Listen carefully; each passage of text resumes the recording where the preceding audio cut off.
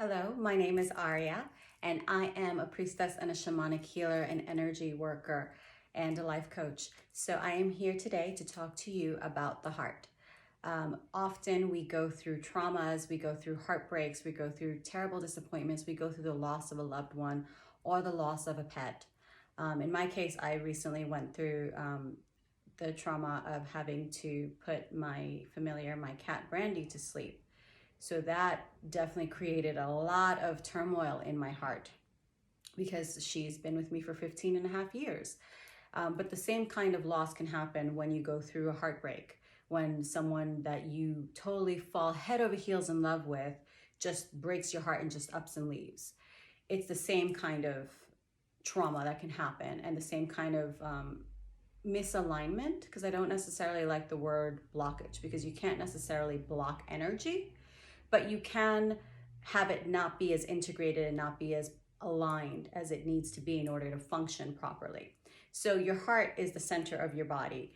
Many people say that you should always lead with your heart, but that's often very hard because we get contradictory information from the environment. So what I am here to share with you and impart with you today is how you can use essential oils, how you can use plant medicines, and I'm not talking stuff that's crazy, I'm just talking about roses or linden flowers or chamomile, like regular herbal kind of supplements, teas that you can take in order to help heal your heart, and a few other modalities that I have used to support me when I'm going through a tough time, when I'm going through particularly stuff that has to do with the heart, so any kind of trauma with the heart.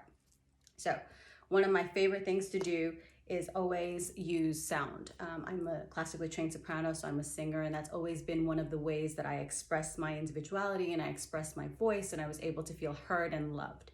But if you can't sing, that's okay. It's not a big deal. You can use something called a tuning fork to realign your energies, and this is a tuning fork that is tuned to 432 hertz, which is the frequency of love.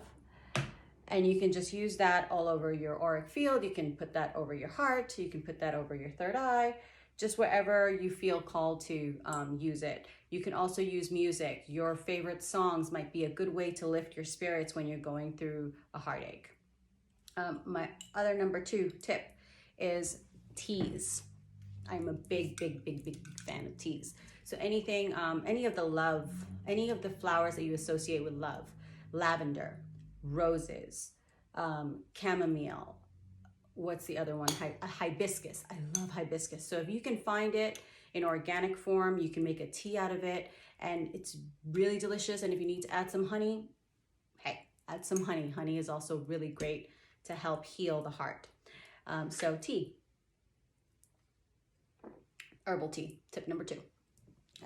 So my third way to help heal the heart is through essential oils.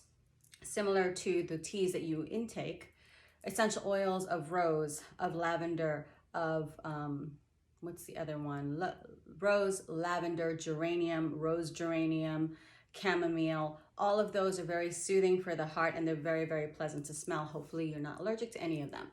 So be mindful always when you're putting things on your skin that you're not having an allergic reaction to it. So essential oils, tip number 3.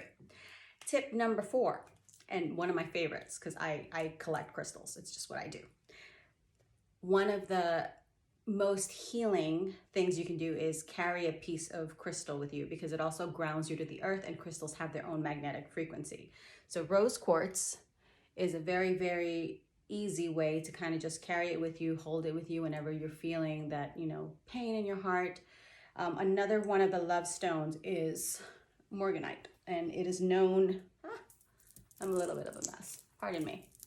It is known as the queen of love stones, which means that it is the strongest one when you're trying to call in love, but love in a way that frees you, in a way that you maintain your sovereignty and your integrity and your individuality, which of course that is what true love really is you standing on your own 2 feet and being fully autonomous, and your partner doing the same, and you guys work together towards your shared goals. So morganite is another of the love stones that I love to wear and use. So I've been wearing this one as part of my malas, and it's got aquamarine and a few other beautiful, my hair's a mess, a few other beautiful love stones on it. So morganite, rose quartz, and this one is also one of my favorites. It is ruby, which is another stone of the heart, of power, of your sense of purpose and autonomy, and just really your personal strength, your power. And blue kyanite. Blue kyanite balances all of the chakras. So all of your energetic centers that we all have, it instantly balances them, and it doesn't need to be cleared. So that's another one of my favorite stones to use. And another one that I really like is ocean jasper. Ocean jasper is a green stone. So basically the heart, the energy around the heart is either green or it's pink. So green stones like ocean jasper. I can't speak right now. Must be my heart, or I must be overwhelmed by the crystals. I don't know. So ocean jasper, it's also known as the stone of happiness. So if you want to bring in more happiness, more joy, more flow, more love, check these out. And also wearing green. Green is the color for fertility, for new beginnings, for love, for healing the heart as well, or pink. I'm more partial to green, but you work with whatever your intuition tells you to work with, and know that whenever you're feeling heartache or trauma or loss or sadness, it's there to show you, it's there to teach you a lesson, it's there to show you that you are stronger than that pain, and that you can and will rise above it in a way that is most true to you. So these are my tips for utilizing my different methods and modalities for empowering people in helping heal their hearts. Because honestly, like if you're heartbroken, then you're going to be depressed and you're going to be anxious, and it's not a good place to be. So I hope that you find this helpful, and I hope that you've gotten some tips that you can make use of. And if you would like to see any other tips or any more, me to go more in depth about the heart chakra, please feel free to comment below. Give this video a thumbs up. Please share it with your friends, and I am open to suggestions. I am here to be of service, and I thank you so much for watching this video. Namaste.